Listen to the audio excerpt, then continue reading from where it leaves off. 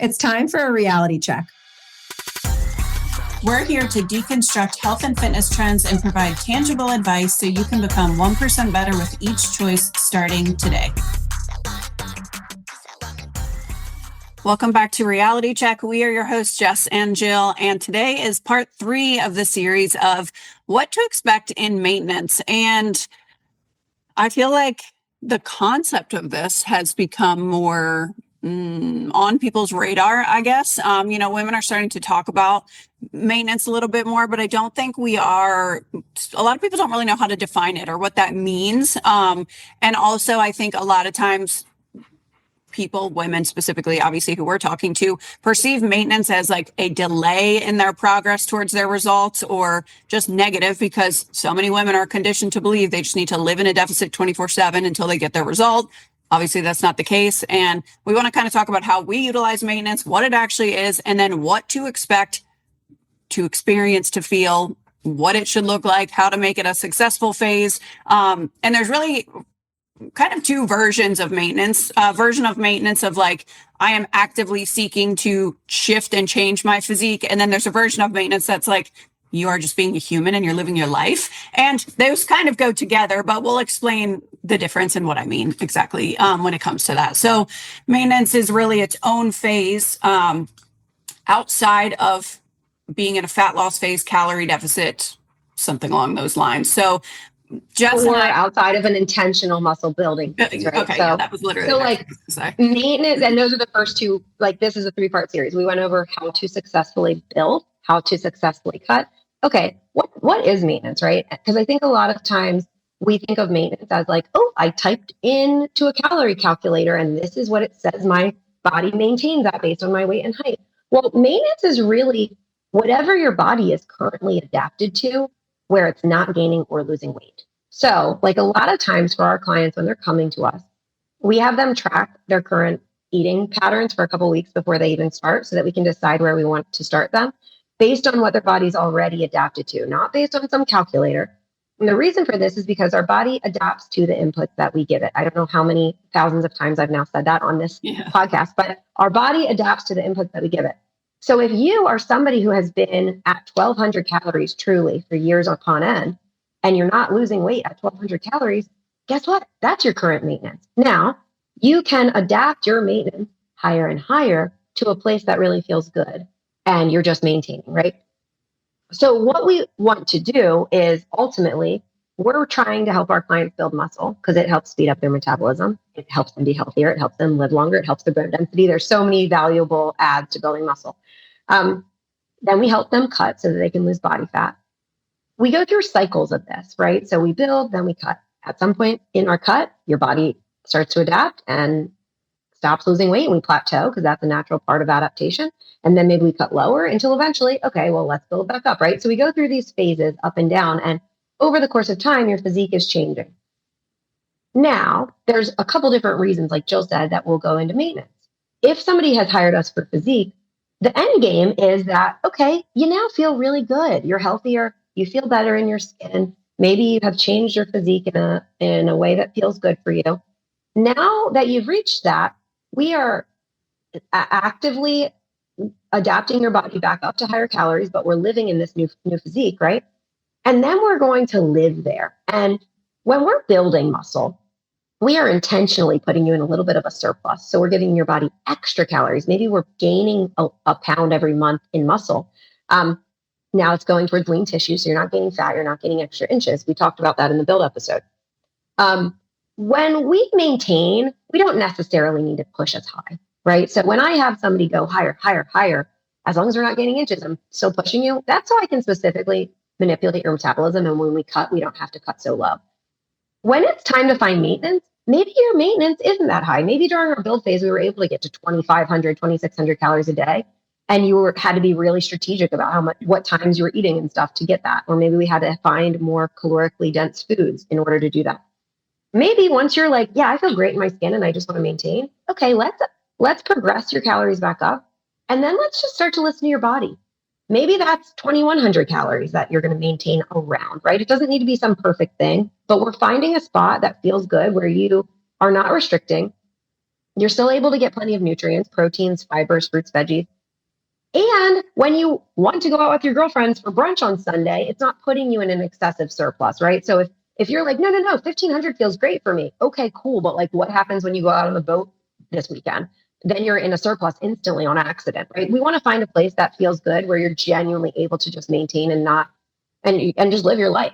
Now, again, our dream with our clients and with, I can count on a few hands, I guess, the clients that get to this place, because it usually takes a couple of years, is to wean off of tracking, and then we're practicing intuitive eating while maintaining. And that's the place that Jill and I are at in our lives for many years now, where I used to track obsessively and at an unhealthy low calorie amount because I thought that's what you had to do to stay lean, right?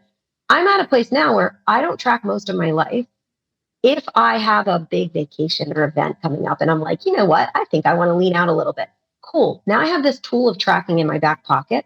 I can track for a couple of weeks, see where I've been maintaining. So I'm not changing anything. I'm just seeing what's my body actually adapted to. Okay. Now that I see it, I can go into a strategic deficit for a few months and boom, I see results because I'm living at that place all the time. So again, the someday goal is to not feel like you need to be tied to tracking or weighing food or weighing yourself. It's just feeling good in your body. If I start to feel my pants fitting a little snug, right, then I might be like, maybe I'll start tracking again just to get some data and then decide what I want to do. But the end game is for all of our clients to get to a place of true maintenance where they are feeling good and they are energized and they're not skipping meals. They're not feeling like, oh, I'm not allowed to have bread or ice cream with my family or whatever. And it's really this place of balance and health. Yeah. And when we're taking clients through these various nutrition phases, right? If somebody comes to us and wants to lose 60 pounds, right? We're not going to just be in a deficit until we lose 60 pounds.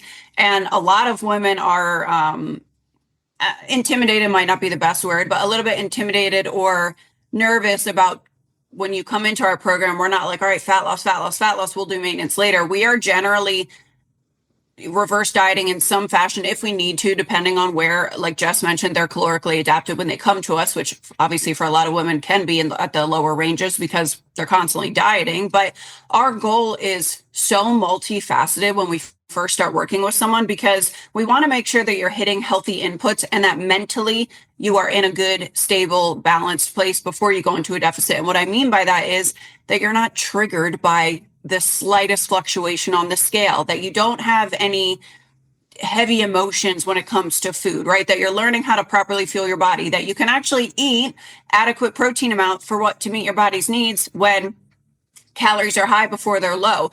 Now, that initial stage of getting up to maintenance, we are going through some muscle building, even though we're not in like a true surplus necessarily, because most of the women that come to us also haven't trained with true progressive overload prior to working with us. So they have those quicker adaptations than somebody like Jess or I have been training for a long time. And if somebody is in a surplus, let's say we have somebody who has, we have women who are lots of women who are 300 plus pounds, right? They know they have a lot of weight to lose. They know that they've been overeating, right? They have the opposite problem of the women that work. Like, we work with a variety of people. And I feel like it's a spectrum where some are super under eating and restricting, and some are like, hey, I really have a challenge being around food and not over consuming, right?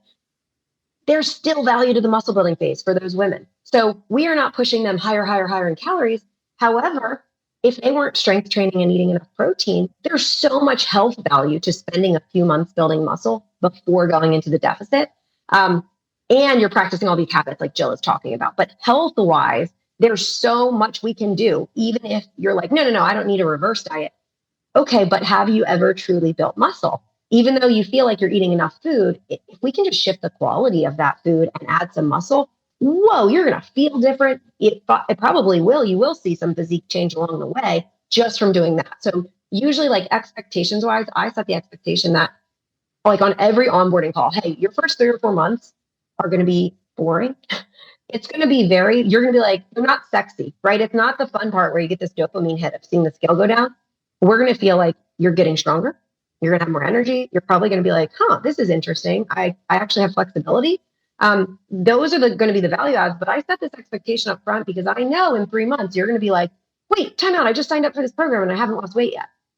Here's why we're doing this stuff, right? And then when we get to the cut part, my gosh, is it more effective? And you are able to stick to it because it's not some crazy on and off yo-yo relationship.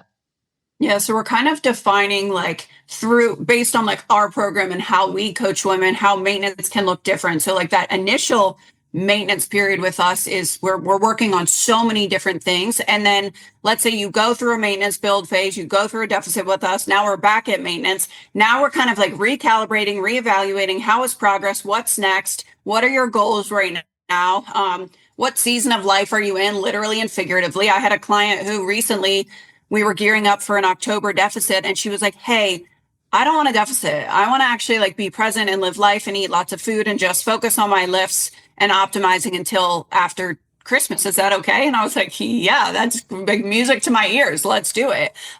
So that's really the kind of thing that we're talking about. And then the version of maintenance where somebody has gone through the nutrition phases, they've reached their goal with us, they've gained all this knowledge and these tools and learned their body, right? That version of maintenance is even a different one, right? So we're kind of talking about like three different versions of this based on like your time with us in the program. But that last version is really, like Jess said, weaning off of tracking, learning how to eat intuitively, meaning what does it actually feel like to eat 2,300 calories a day without tracking? What are my hunger cues like? How many meals am I generally eating? What do my portion sizes look like? But you also then have the metabolic flexibility, like Jess said, to go out and be social. You might have like Jess and I get together. We know we're going to eat some more, right? So, but we have the metabolic flexibility in place that Jess and I throw down on 3,000 calories of sushi or Thai or whatever in a day. Obviously not all at once, but you know what I mean?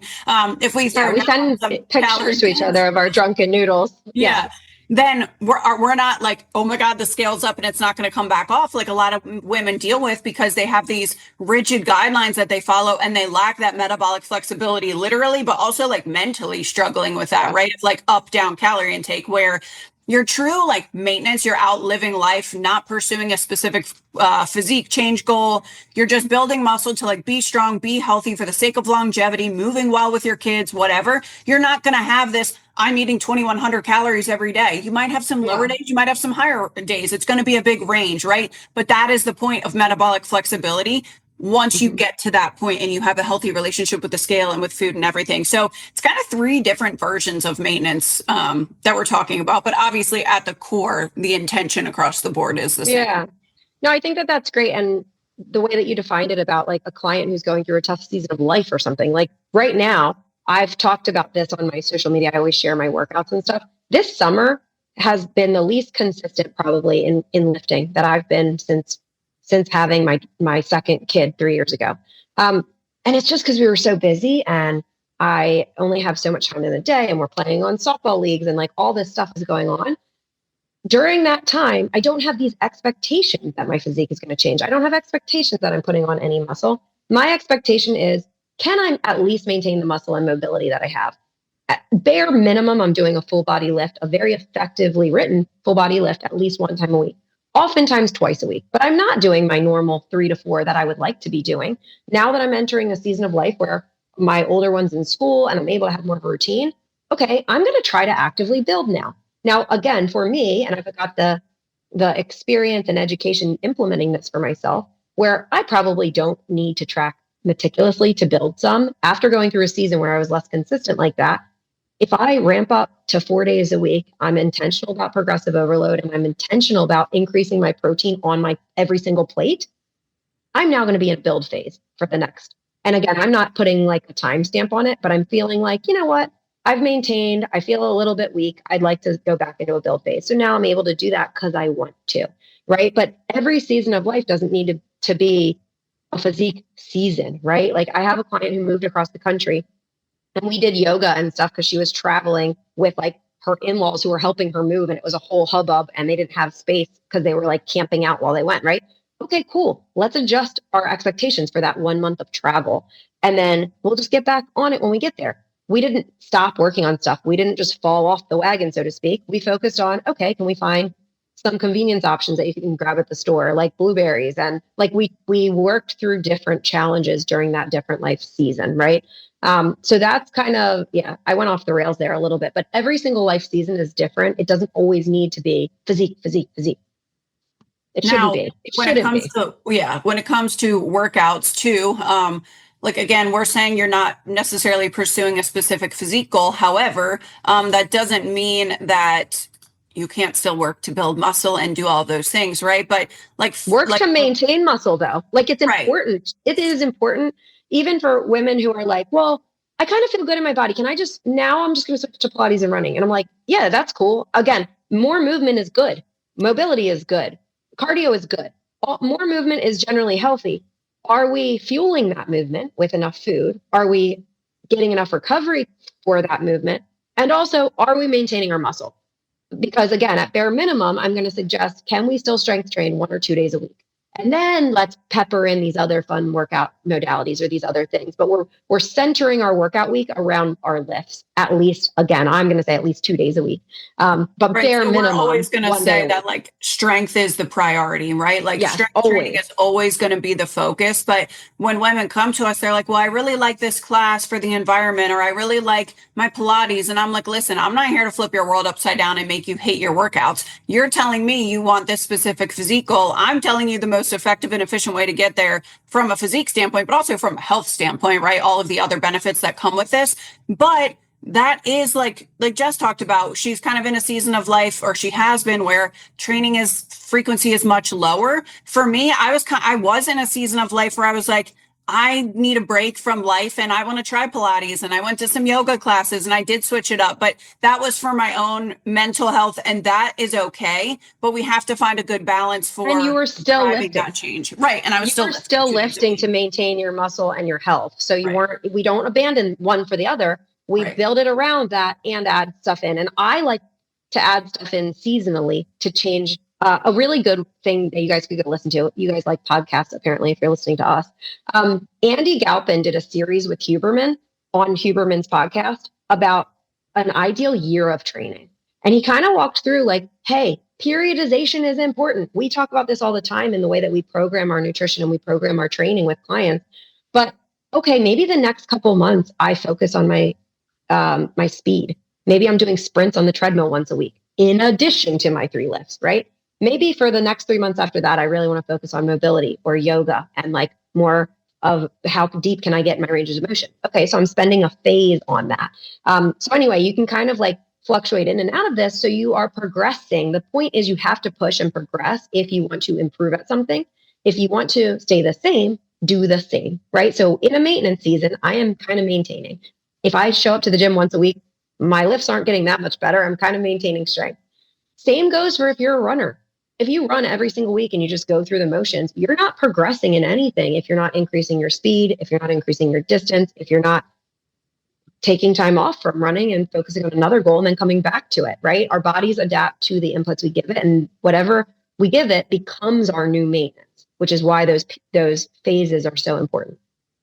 And like when you're in this season of maintenance where you're just kind of living life, like I go for walks outside. I do that to take breaks from work and my screen. I do that so that I'm not sitting in the same position for hours and hours and hours and then crunching my steps in later. I do it to just get outside in the sunshine and give my brain a break. I do it for health, to just genuinely move my body on a regular basis throughout the day. So like so many people are like, I got to hit 10K steps because I'm pursuing fat loss and I got to move.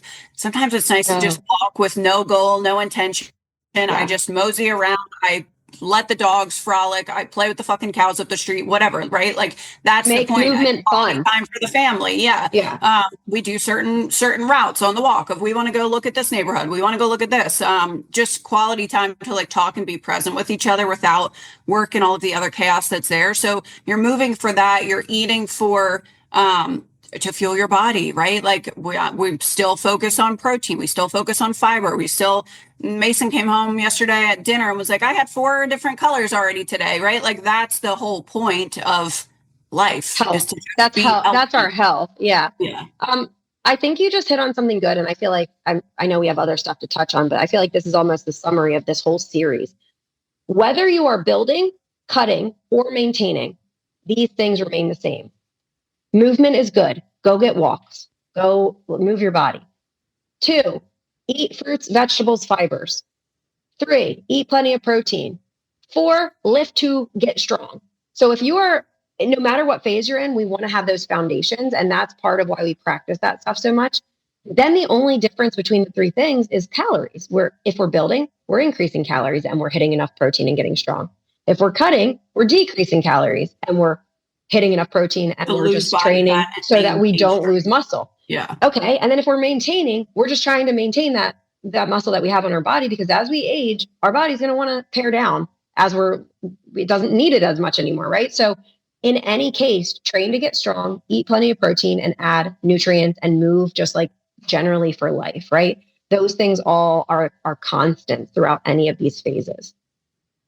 Which is why we take women through this initial phase of practicing and building those foundations and establishing those habits, so that they carry through every phase. And we're not just like, all right, we're doing this to check the box and see the scale go down.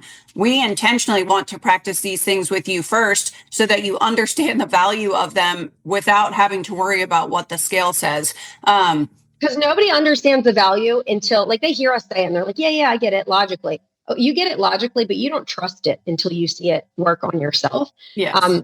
And I've actually been having a challenge recently.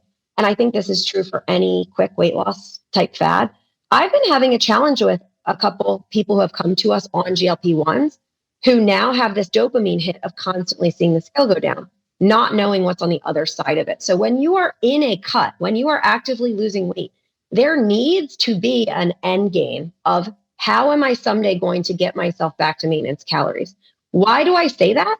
Because your body will adapt to that cut at some point. And it'll start using, if you only give yourself so much energy, okay, right now it's pulling body fat. Great. At some point when your body adapts, there's only so much resources you're giving it to keep the lights on. So it's going to start paring back on other things like hormone health, or people start to lose their hair. Or once those things have happened, it's too late. Like your body is now kind of shutting down a little bit because it's been under this chronic stress for too long. So I know it feels good when you're in it. However, we are not built to be in it forever. So at some point, we're going to need to come out of this phase, to titrate our calories back up and learn to maintain in that figure for health. Like both phases are important for health. If we put more muscle mass on our body and spend time doing that, guess what? That processes glucose for us. That's going to help us to not get diabetes or dementia. It helps us build muscle so that we don't die when we break a hip when we're older. It helps us with our hormone health. All of these things are value adds. They're just not things you're used to seeing as wins because they're not on the scale. They're not physical things you see in the mirror. They are so important for health that spending those times not cutting, spending that time building muscle. So if you are somebody who is currently really amped up on a high of losing weight, like good. If you had body fat to lose and you feel better in your skin, great. We want you to feel good in your skin. We want you to feel healthier. You just need to know like, okay, what's on the other side of that?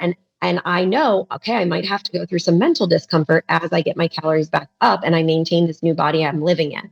I have to do it by eating lots of protein and continuing my strength training and things like that, because a lot of the messaging out there is terrible around the GLP-1 support specifically, saying, oh, well, then we'll put you on your maintenance dose. And it's like, what? You shouldn't need to be in a diet forever. What do you mean maintenance dose? That's ridiculous. Like the goal should be, okay, I'm using this as a tool during a deficit. Then I come off of it. I go back up. And the reason that there's messaging around this is because it initially was used specifically for diabetic patients. And a lot of those diabetic patients aren't doing the behavioral inputs to actually reverse their diabetes, their insulin resistance, right? It is not necessary for you ever to have to be on a maintenance of anything. Like even with my regular doctor, I mean, I've shared on here before, I've had some health challenges with my daughter. And the doctor's like, oh, well, just give her an antacid. Okay, and then what, doc? Are we going to just be on an antacid for the rest of our life? Or are we going to figure out what the problem, like what is the root of the problem?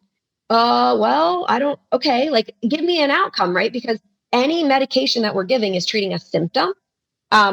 It's not meant to be a forever thing. And that's the same thing. If we're using this stuff as a tool to help you in a deficit, it is not meant to be a forever thing. Or like what, you're never going to go out and have ice cream with your kids again in your life. You're just going to wither away and be less healthy eventually.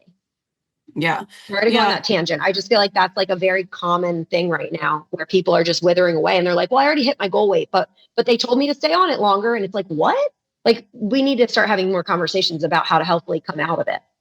And, on the back end with being in maintenance, there's never really an end to, you can have physique goals, but there's really never an end to it. And I think that's where a lot of people screw up, and people to healthy inputs. There's not an end to healthy inputs. Right. There can be an end to tracking everything like that. Sorry, there's an end to pursuing physique goals, but there's never an end to pursuing health and just moving your body and doing all of those things. So ultimately, one of the things that we like to do with clients is practice intuitive eating, practice some of these habits. Obviously, we're doing it all along the way, but like on the back end, as we're truly prepping a client to like graduate and go be on their own, we want to practice. What does it look like for it to eat in a typical day? I love having clients kind of test themselves and eat intuitively and see like, where do they land? Where do they fall short? And start to practice some of those habits as we wean off of tracking and really say, okay, what does this look like for the next 6 months, the next year, whatever? And we give clients some tools to walk away with so that they can create their own workouts moving forward. And so they can kind of plan a phase. If like Jess said, if pants are feeling a little tight or they have a vacation and they want to tighten things up, they're going to know exactly what levers to pull and what variables to manipulate in really healthy, sustainable ways. But ultimately, the goal is that they can just go live their life and be present and not talk numbers all the time, not talk calories and all of these targets, but they can still figure out, okay, like Jess said, maybe it's their training 3 days a week and they like to go to yoga on Saturday mornings by themselves, right? Whatever that is, we really help them figure it out and define life beyond this. But ultimately, it's like they're becoming a different version of themselves during their time with us so that they can maintain those healthy habits and be healthy forever in the long run. Yeah. So recap of our part three series, like what our 3-part series, sorry. So we did what to expect in a build, what to expect in a cut or deficit. And then obviously this is what to expect when you maintain. So remember building, which should not be neglected because I think a lot of women do that too. We want to add muscle. We want to increase food and increase your metabolic flexibility, increase your strength and your performance and your mobility. While maintaining around the same in inches. The scale may go up if you are putting on appropriate lean tissue. The scale should go up slowly over time, but you should not be putting on inches. Yeah, we're not bulking like okay, I can eat whatever I want. It's not a free for all. We are being strategic about increasing. It's very intentional with eating more. Putting those extra calories specifically towards muscle tissue based on how we're eating and how we're training.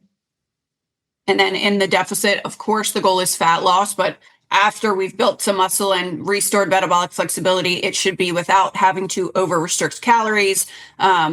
You shouldn't be focused on calories burned in exercise, right? So we're working on all of those things, but really learning how to pursue fat loss, how to manipulate your nutrition to pursue that, what to do in a plateau, right? So it's very strategic, intentional. It's a phase that has a start date and an end date, right? We're not just deficiting until we hit a certain number on the scale, and listening to your body and knowing when the right time is to pursue that, being consistent, all of those things. Obviously, you can listen to that episode. And then here, it's really with maintenance, the focus is sustainability and learning how to trust your body and having those tools and those resources to pursue that successfully, like all of these healthy habits in the long run. And then also just being healthy, moving well, being present in life, your social health, your mental health, right? All these other things that come with that. And not just thinking about your body 24/7 ultimately is what maintenance truly should look like.